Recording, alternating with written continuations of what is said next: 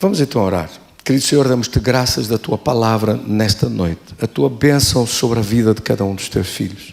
Oramos de todo o coração por este favor tão grande da Tua vitória em nossa vida. E lemos com o favor de Deus, em nome do Pai, do Filho e do Espírito Santo. Mateus capítulo 17, versículo 14 diz: quando chegaram para junto da multidão, aproximou-se de Jesus um homem que se prostrou e disse: Senhor, tem compaixão do meu filho, que é lunático, que sofre muito. Muitas vezes se lança no fogo e outras na água.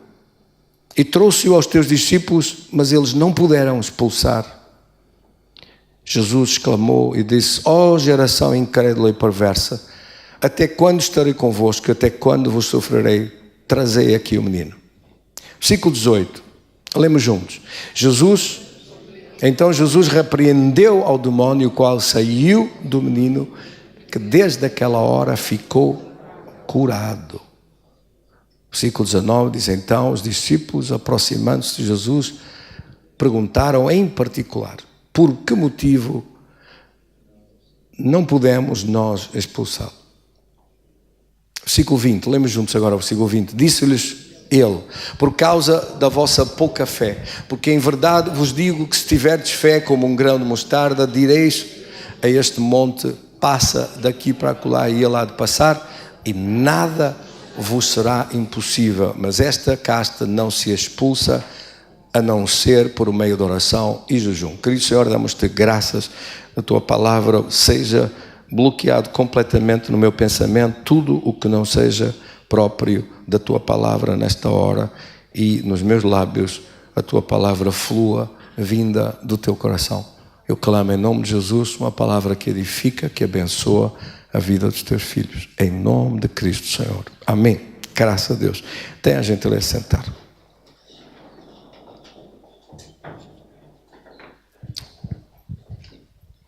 Prostrou-se aos pés de Jesus este pai. Como é poderosa a oração de um pai. Um pai crente, um pai que tenha uma ação espiritual a desenvolver todos os dias pela sua vida, pela sua casa, por aqueles que estão à sua conta diante de Deus. E este pai veio ter com Jesus, ajoelhando-se diante dele e pedindo para que Jesus tivesse compaixão do seu filho. Nesta tradução refere-se a ele como o jovem lunático. Há outras traduções que dizem o rapaz epilético. Mas acrescenta depois, no versículo, esclarece mais alguma coisa, dizendo que ele se lançava quando havia água com abundância para se afogar, ou corria e lançava-se quando via fogo para se queimar. Quer dizer que tinha nele um espírito maligno de suicídio que o controlava e que perdia a noção de si próprio e que o levava para esses lugares para se fazer mal a si próprio, estando como se fosse inconsciente naquele momento quando praticava essas coisas. Como é que eu sei isto? Hoje, quando eu pregava em Espinho, sentado a alguns metros do púlpito, estava uma senhora que passou por estas coisas. Sofreu logo pouco depois de ter casado. Gastou-se durante aqueles 40 anos de sofrimento muito dinheiro em medicamentos. Um dia fui chamado para ir lá à casa e orar por aquela senhora. Quando cheguei, ela estava na cama, visto que a vida dela era assim. Quando acordava de manhã, os dias que acordava, com alguma atividade, chegava depois, fazia alguma coisa e chegava à hora próxima ao meio-dia, tinha que deitar-se e ficava o resto do dia todo de cama, com dores de cabeça, monstros que não saíam com medicação nenhuma. Foram 40 anos a ser medicado. E olha que eu acredito na ciência médica a 100%. Mas quando é um problema espiritual, não sai com antibiótico, não sai com comprimido, não sai com nada, porque é uma coisa espiritual, é uma entidade espiritual que ali está. É, como Jesus disse, um demónio que está ali. E um demónio é um anjo caído, é um ser deformado, cheio de ódio pela raça humana, porque eles foram expulsos da presença de Deus. Todos aqueles anjos que seguiram a Lúcifer, que seguiram a Satanás, foram expulsos da presença de Deus. 1/3 do poder dos anjos do céu seguiu a Satanás e foram expulsos da presença de Deus. E Deus permitiu-lhes que eles estivessem a orbitar aí em zonas pela terra. Permitiu. E criou uma raça nova para ocupar esse lugar de glória que tinha todos esses que estavam criados, ocupassem ainda melhor e fizessem ainda melhor, e criou o ser humano à sua imagem e à sua semelhança. Está a ver porque que o diabo lhe tem um ódio mesmo sem você fazer nada? Já só pelo facto de você existir, ele já lhe tem ódio. Por isso é que a Bíblia diz que o diabo veio para matar, roubar e destruir.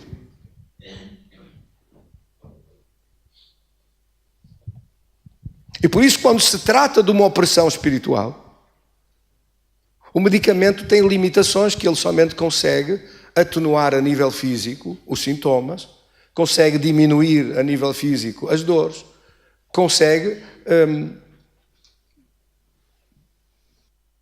minimizar o sofrimento. Mas quando é uma causa espiritual, a medicação não chega lá, porque é preciso um poder espiritual para tratar com um poder espiritual. Quando é um poder de um demónio, quando é um poder maligno, quando está por detrás uma situação que tem a ver com o poder de Satanás, só o poder de Deus pode livrar. E como lhe disse, isto que eu estou a contar-lhe, está aquela senhora hoje completamente livre. No entanto, mesmo depois de eu ter lá ido, a batalha ainda durou algumas semanas. Só para você ver a gravidade do assunto. Quem conhece aquela estrada que sai da autoestrada da Vila da Feira e vira à esquerda, contorna a rotunda, vira à esquerda para cima e vai para São João da Madeira, é uma autoestrada que em certas horas de ponta está cheia de caminhões. Pois um dia a senhora estava a caminhar na hora de ponta pelo meio da rua, é uma rua de sentido duplo, pelo meio da rua, no meio dos caminhões. Quase foi atropelada por um caminhão. Ela fez isto dezenas de vezes. E de repente o caminhão buzinou com tanta força e ela acordou como se estivesse num torpor, como se estivesse numa hipnose, como se estivesse numa sonolência, como se estivesse controlada e dominada por uma opressão tão grave que não tivesse noção nenhuma de como foi lá parar, de como foi lá ter, de como saiu de casa, do que é que se envolveu para levá-la até estar neste lugar de tão grande perigo. Ela está hoje completamente livre, as dores de cabeça desapareceram, cortava-se com facas, desapareceu tudo isso, não podia trabalhar, ao meio-dia tinha que se deitar e ficava deitado, o marido tinha que chegar, quantas vezes chegou, estava o fogão ligado, estavam coisas pousadas em cima do fogão, estorricadas ele tinha que cozinhar, ele tinha que fazer tudo ele. Que sofrimento tão grande. Graças a Deus que ela está completamente liberta. Fui chamado uma vez para orar por um caso. Este caso era pior no sentido de que a moça ainda jovem estava a morrer. A epilepsia dela era de tal modo grave que lhe davam dezenas de ataques por dia, dezenas de convulsões seguidos. Eu nunca tinha visto uma coisa assim. Normalmente há um ataque epilético numa pessoa, agora logo depois outro, logo passado logo passado uns segundos outro, logo passado segundos outro, sossega um pouco, começa outro, seguidos. Ao fim de um dia contavam-se às dezenas, até que chegou um ponto em que perdeu completamente a noção de tudo, deixou de comer. Foi-lhe receitado uma medicação qualquer, um complexo muito forte de vitaminas, davam numa colherzinha de sopa e ela tomava, era a única coisa que ela bebia.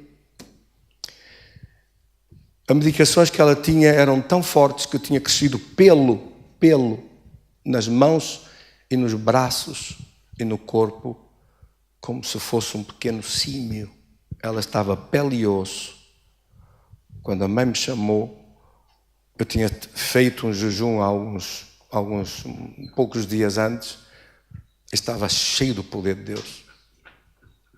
Lembro-me quando entrei naquela casa e fui à mãe, ela disse, mas ela não come, ela já tem dificuldade em ouvir, em reagir, ela está muito fraquinha, ela não tem força para estar de pé. E ela ia dizendo estas coisas e eu disse, ela vai se levantar. Ela dizia, mas ela não come, ela vai comer. Mas ela dizia tudo ao contrário dela. Ela dizia uma coisa, eu dizia outra. Ela falava o pior e eu dizia, mas vai acontecer. Ela dizia uma coisa e eu dizia outra ao contrário, cheio de fé. Disse, vai acontecer, o poder de Deus é maior que isso tudo. Mas eu não contava com aquilo. Quando ela, era verão, quando ela tirou o lençol e vi aquele esqueletinho deitado numa caminha, naquele estado, com os pelos assim todos, até eu que não sou muito me assustar, levei um susto. Mas disse para a mãe, pela fé, eu disse pela fé, disse, vá preparar uma sopa que ela vai comer sopa. Disse isso antes de orar. Eu disse-lhe que estava cheio de fé. Estava uma fé transbordar. É diferente quando o cálice transborda. Quem é que me entende aqui? Quando você está como um cálice transborda, é diferente. Eu disse para ela, prepare já a sopa, vá aquecendo que ela vai comer. E ela não come. Vá fazer o que eu digo. Vá fazer, preparar a sopa, aqueça que ela come. E é passada, passe tudo. Passe lá, tudo e ponha tudo pronto. E virei para ela e disse, eu vou orar por ti, tu vais te levantar e vais comer. E vais andar. Ela fez assim um arzinho de riso, pouco reagiu, mas lá orei por ela, ungia, no meio daqueles pelos todos, ungi os braços, ungi tudo, disse, esses pelos vão cair em nome de Jesus.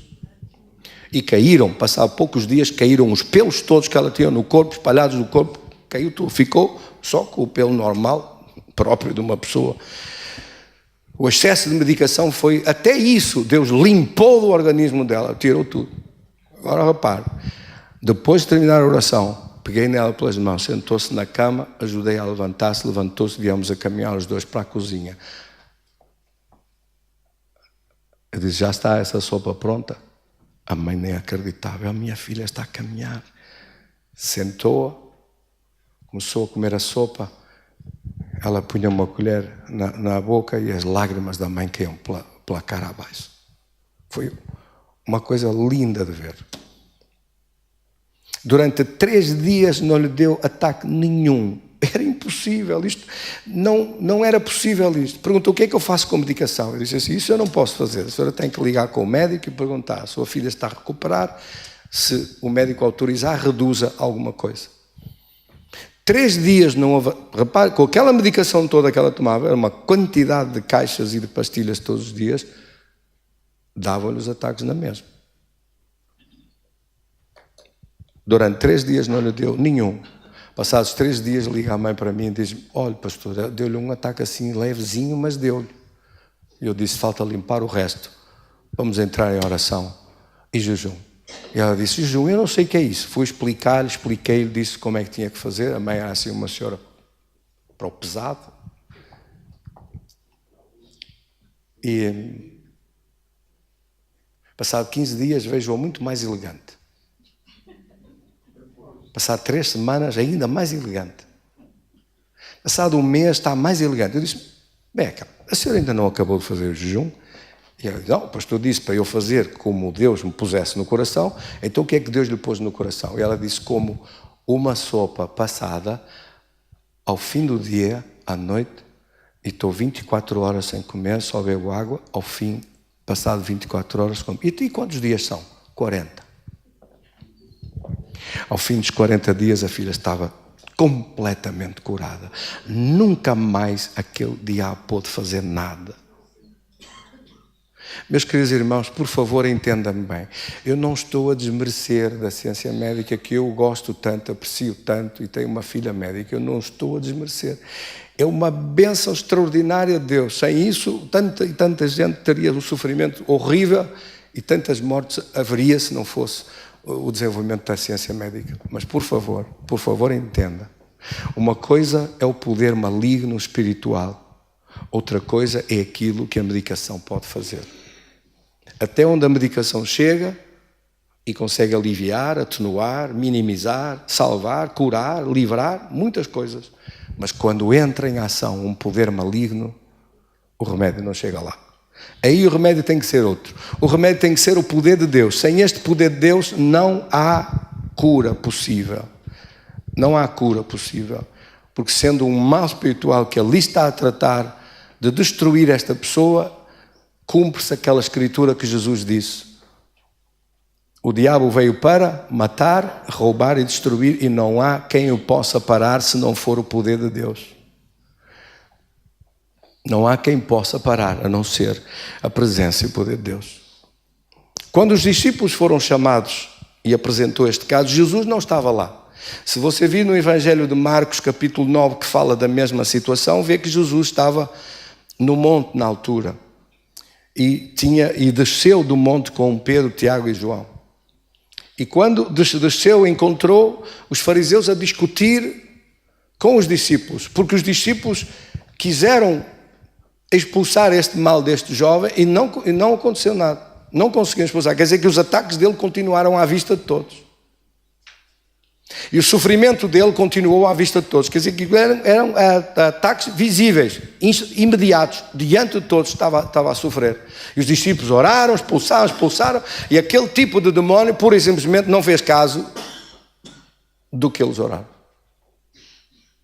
E eles acharam estranho, porque eles tinham recebido ordem de Deus para expulsar demónios, para curar os enfermos, para ressuscitar os mortos. Como é que agora estavam tão contentes em Lucas no capítulo 10, quando vieram lá de longe e viram que os demónios se sujeitavam ao nome de Jesus e ficavam sarados, e agora ficaram com esta surpresa de haver uma situação em que eles oraram e não aconteceu nada, não houve melhoras nenhumas.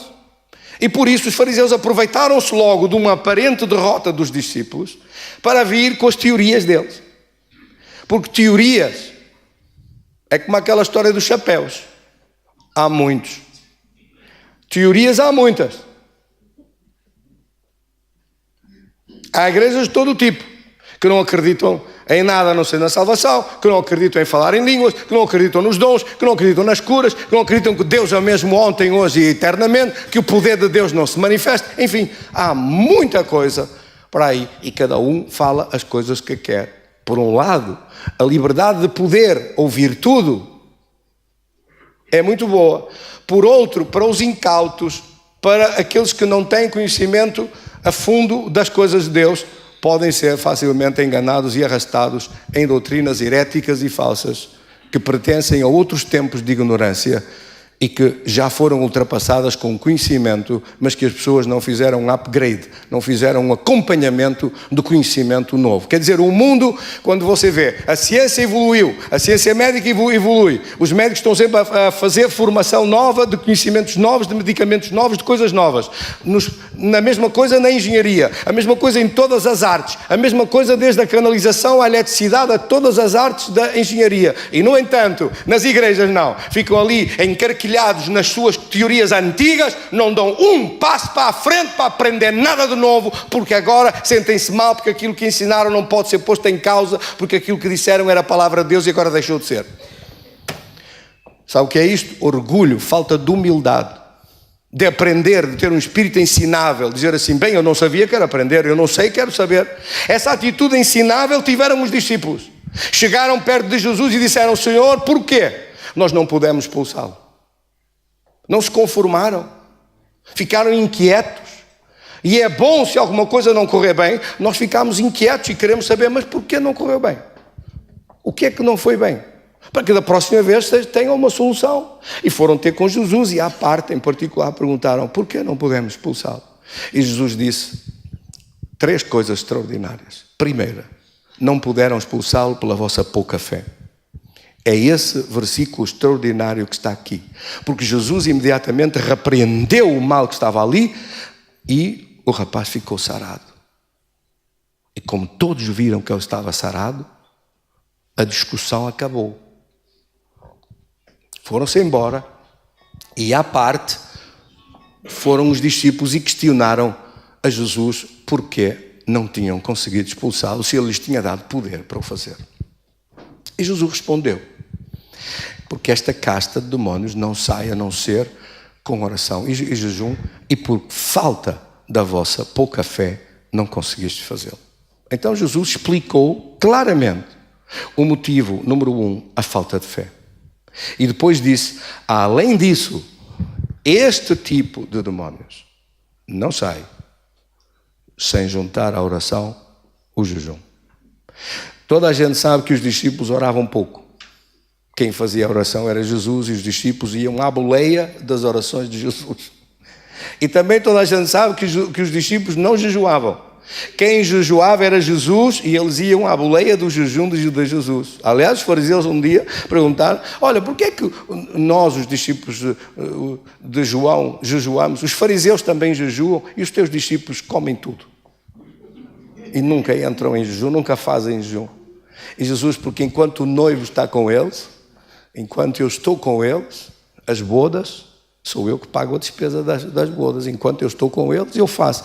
Quando eu for tirado, quando eu não estiver, quando o noivo não estiver mais com eles, e aí jejuarão. Quer dizer que depois de Jesus subir, depois de Jesus ir embora, a igreja tem que jejuar. Há gente que prega, não, o jejum não é preciso, que Jesus já fez tudo.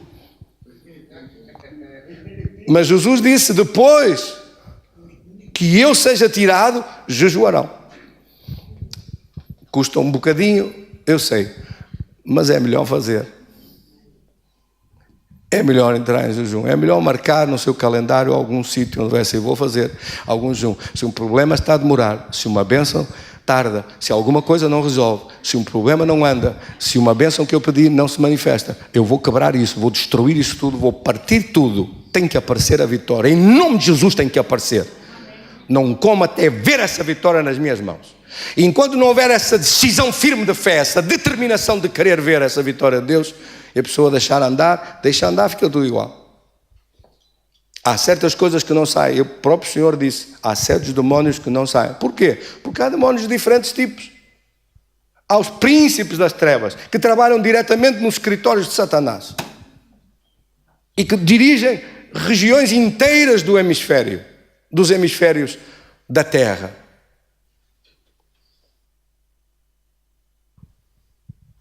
Há as potestades, há os principados, e depois há as hostes espirituais de maldade, que são esses demónios que andam a atormentar toda a gente. E esses pequenitos que causam as arrelias, as desgraças, os problemas, as doenças e as coisas, têm que ser corridos. Têm que ser enfrentados por um exército que é uma igreja poderosa, que os enfrenta e não tem medo de nada. Porque muito maior é o poder de Deus que está em nós do que aquele que está no mundo. Até o próprio Satanás foge da sua presença se você lhe fizer frente. Se fizer frente, dizer, te expulsa em nome de Jesus, ele tem que ir embora, porque não é você, é o poder de Deus que está sobre a nossa vida e o direito a usar o poder de Deus. É o socorro que vem ao seu encontro de milhares ou milhões de anjos, se for preciso, para vir livrá-lo e salvá-lo da situação em que o diabo queria encurralar. Há poder no nome de Jesus e nós precisamos de saber que certo tipo de demónios nem sequer respondem a uma pessoa que pouco ora ou nada jejua.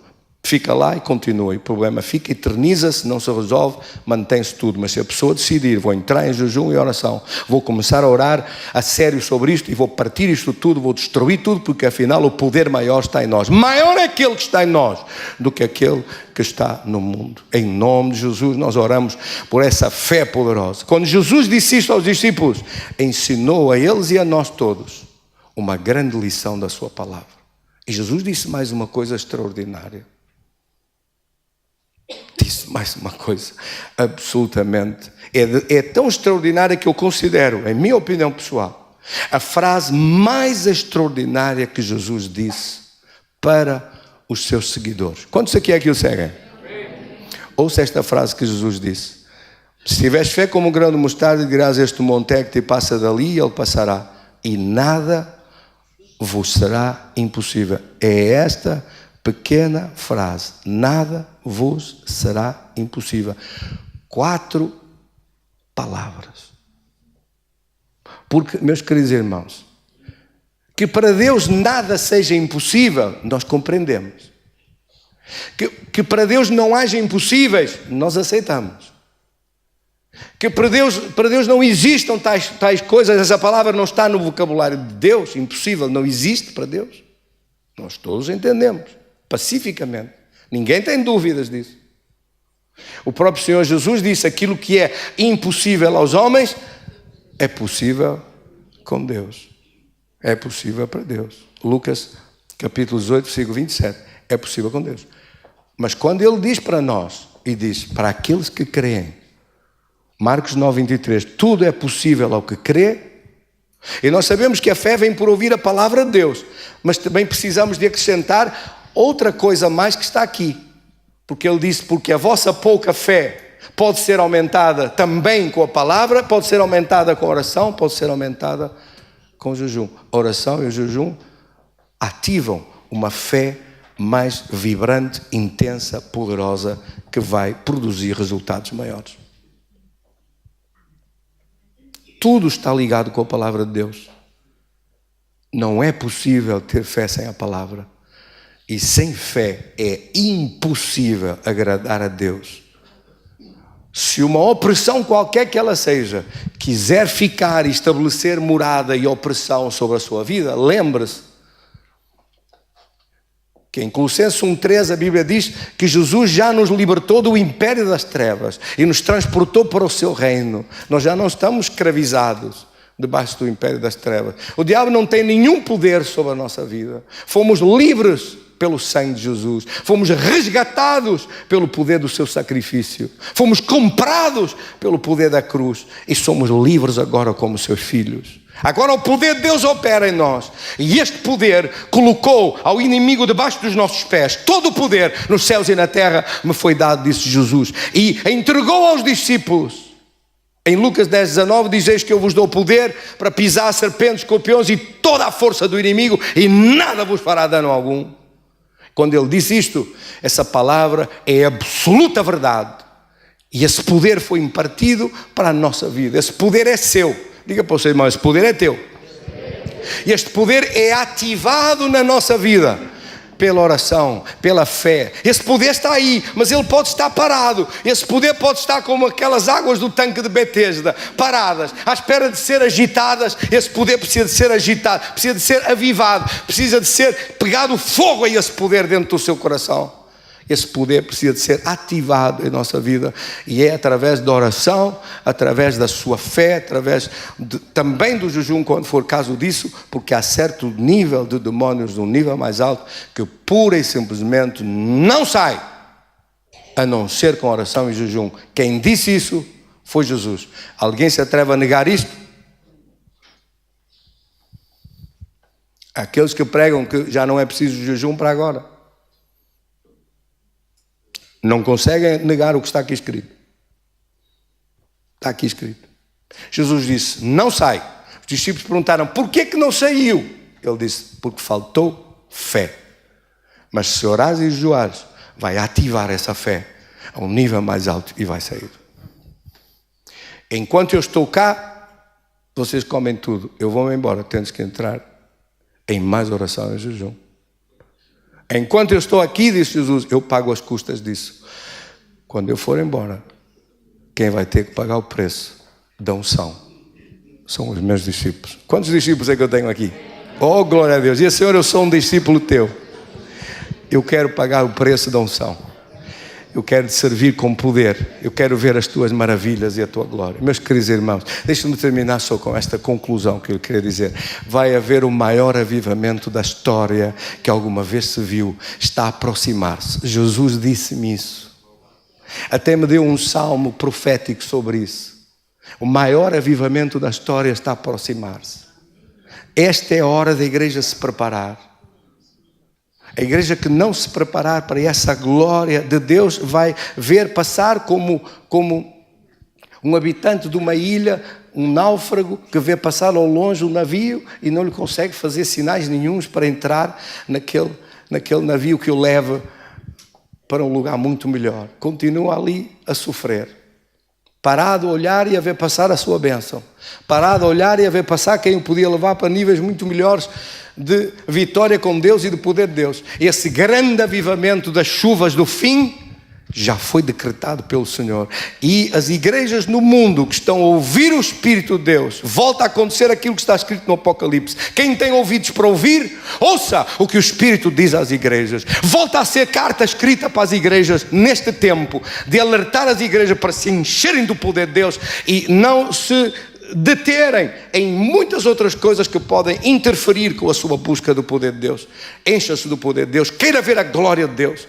Procura essa presença da glória de Deus. Destaca alguns dias do seu calendário todos os meses para entrar em jejum e oração. E, meus queridos irmãos, vamos estar preparados para entrar nessa glória do poder de Deus. Eu quero ver cegos de nascença a ver, surdos a ouvir, mudos a soltar a língua, paralíticos a levantarem-se, mortos a ressuscitar. Eu quero ver cancro a desaparecer, tumores a desaparecer à frente dos nossos olhos. Eu quero ver gente a sair dos hospitais e a ser sarados instantaneamente à nossa frente. Mas se isso não for através do poder de Deus, não se consegue. Não se consegue. Se for só por uma pregaçãozinha, cá, não se consegue. Se for só com Deus salva, sempre salvo, salvo, sempre salvo, uma vez salvo, sempre salvo, esqueça isso. Essas palermices todas já deviam há muito ter sido banidas do vocabulário dos evangélicos. Ainda continuam a pregar isso. Mas que coisa tão ridícula é esta? Aquele que não perseverar até ao fim, perde a sua salvação. Se o próprio Senhor disse para guardar as suas obras até ao fim, para não ser retirado o seu galardão. Se até o próprio Senhor disse que nós temos que aplicar os talentos que recebemos. Se Deus é o mesmo Deus, Ele tem que fazer as mesmas coisas. Eu creio. Quantos creem aqui? Quantos recebem?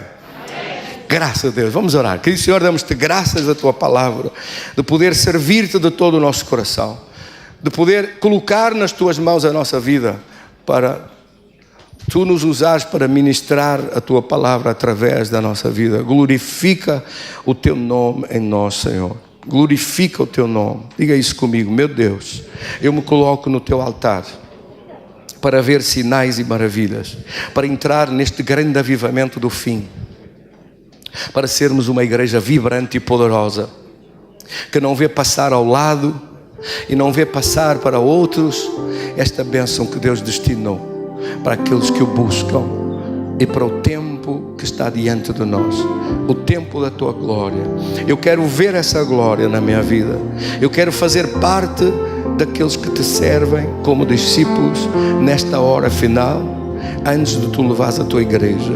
Ajuda-me a viver no nível que Te agrada, no nível de fé que Te agrada, porque sem fé é impossível agradar a Deus.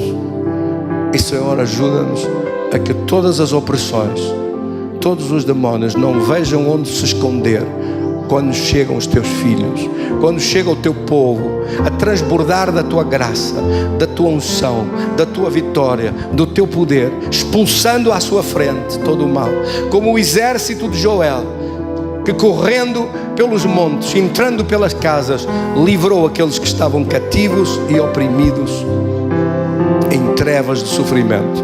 Oramos hoje em nome de Jesus para ver resultados deste poder e desta glória. Faz isso na nossa vida, faz isso no nosso coração, faz isso na vida dos teus filhos. Nós pedimos e cremos de todo o coração, que pedimos e recebemos em nome de Jesus. Amém. Graças a Deus. Damos um aplauso para esse Senhor maravilhoso. Glória ao seu nome. Ei, Deus, está assim. Glórias ao teu nome.